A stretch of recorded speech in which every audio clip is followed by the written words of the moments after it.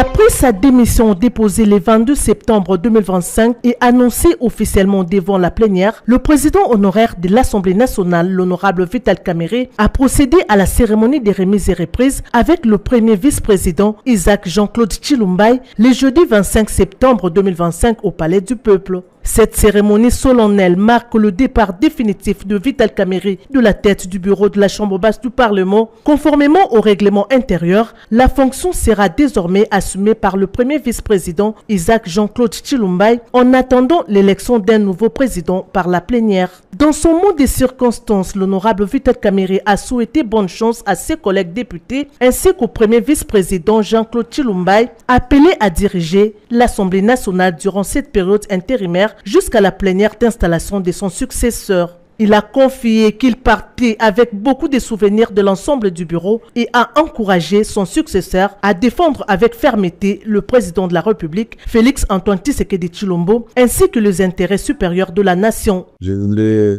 vous dire que les affaires de l'État continuent, les hommes passent, les institutions restent. Je vous souhaite bonne chance pour la période que vous aurez à gérer cette grande institution, la deuxième de la République. Bonne chance aussi pour la plénière ou les plénières qui ont consacré ma succession ici à ce poste de président de l'Assemblée nationale. Je suis parti avec beaucoup de souvenirs heureux ici. C'est pas la première fois que je parte. Je souhaite bonne chance aux autres. Merci pour l'amour et la collaboration dont vous m'avez témoigné.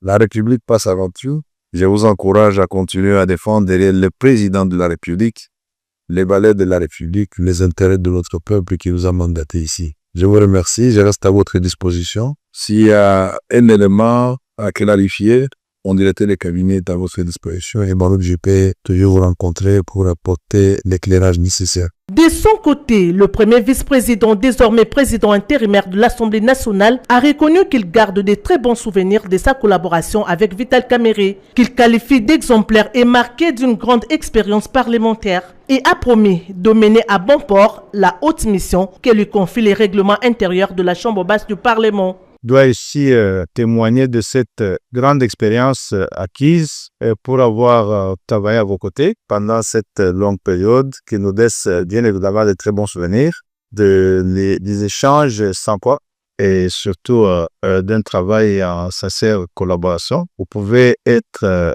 rassurés que, comme souhaité, nous tenterons de mener à bon port la courte mission qui nous est confiée ici par notre règlement.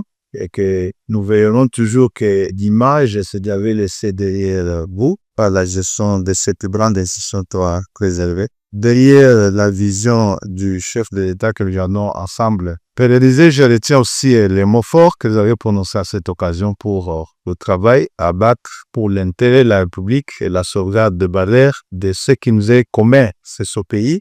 Ce n'est pas nos petites personnalités qui comptent, mais plutôt les mettre devant comme intérêts fondamentaux qui structurent notre existence sera notre leitmotiv. Cette cérémonie s'est faite en présence du secrétaire général de l'Assemblée nationale, Jean Ngouvoulou Kogé, de la questeur Chimène Poli, les cadres de l'administration et de quelques membres du cabinet de la Chambre basse du Parlement.